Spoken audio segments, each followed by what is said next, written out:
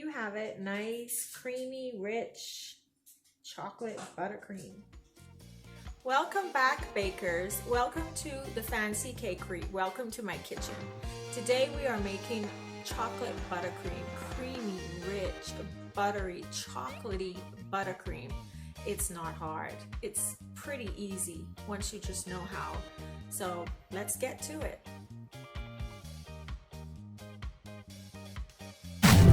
Eyes in the clip. Hey y'all. You don't want to be in the clip? No.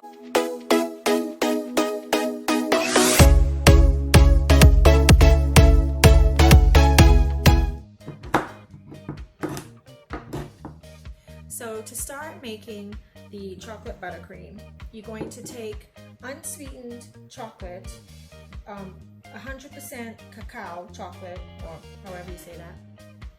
That's why I say it. Cocoa. And you're gonna chop it. Now this has to melt, and you can do this over the double boiler, or you can just cheat and do it in a microwave. But if you burn it, that's all your good, hard-earned money chocolate gone. So you want to do it 20 to 30 seconds at a time, stirring carefully each time because you don't want any burnt bits. I would say 20 seconds at a time because you definitely do not want it to burn until it's nice and melted. And when it's melted, I'll be back.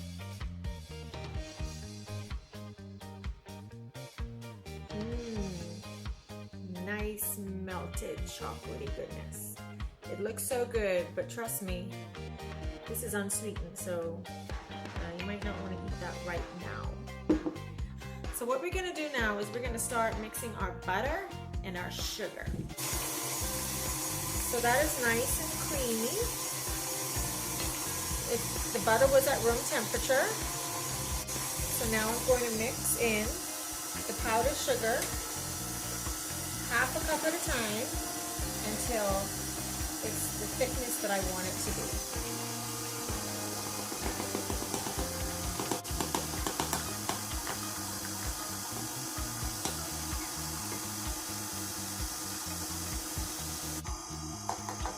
And it does make a little mess. You can always put a cloth over it if you think you're going to be too messy. So I'm going to need a little more powdered sugar. It's nice and creamy, but it's not as thick as I need it to be, because the chocolate is going to thin it out. So we want it to be a little thicker than you want the end product to be, because the chocolate is going to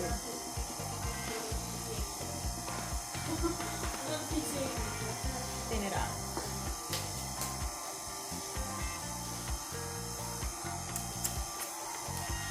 And again, this recipe doesn't call for too much fancy ingredients, really just the chocolate. Good chocolate is not cheap, but it's not crazy. You could afford it. If you're going to make a chocolate cake and you want a good chocolate icing, then splurge on it. It will be worth it at the end. And you want to make sure and have your sugar nice and sifted and get all the lumps out. Because if you have lumps in your buttercream, you're not going to be able to frost your cake well. It's going to look lumpy, and definitely if you want to do some piping, it's going to get stuck in the tips. And that's just not going to be good. So I'm going to stop this and stir this down now.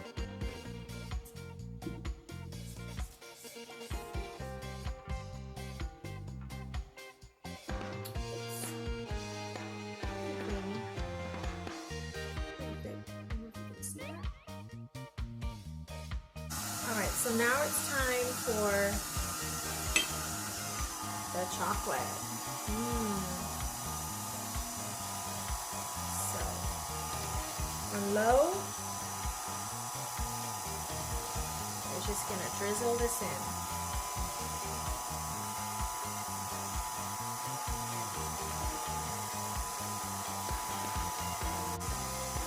Trying our best not to make an absolute mess. But you know, sometimes that happens.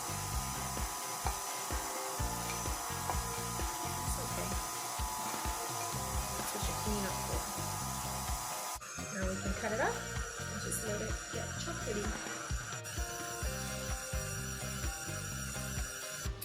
So I'm going to give it a nice mix just to make sure all of that buttercream and the chocolate is getting combined. Sometimes you got to take it off the stand so you can really get up in there.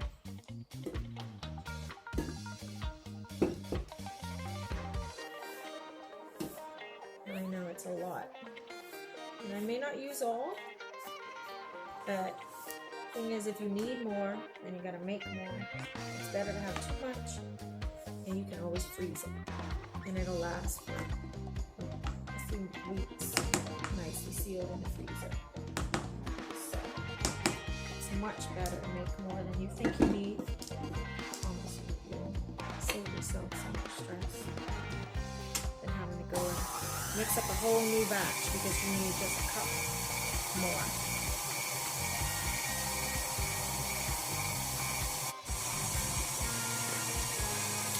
So it's looking like it's mixed pretty good. It could use maybe a few seconds more. So I'm going to add some vanilla extract. 2 teaspoons. Like I said, I will link the ingredients. So, because I'm doing a double recipe, I will be obviously doubling the extract.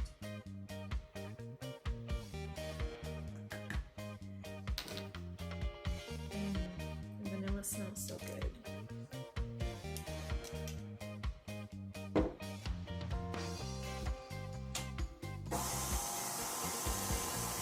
I'm going to start slow because you don't want that to splash everywhere.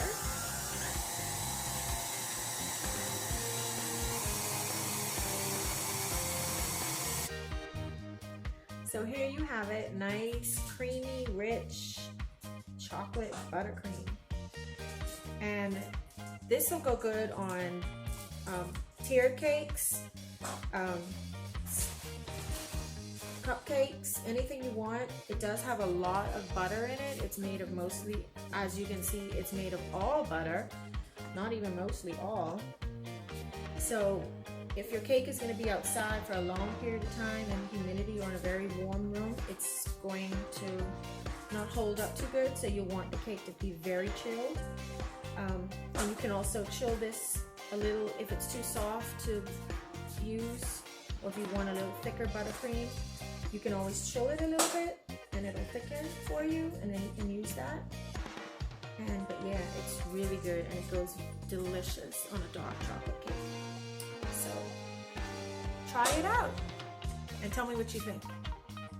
So thank you for joining me in my kitchen to do this chocolate buttercream, and I look forward to seeing you on the next recipe.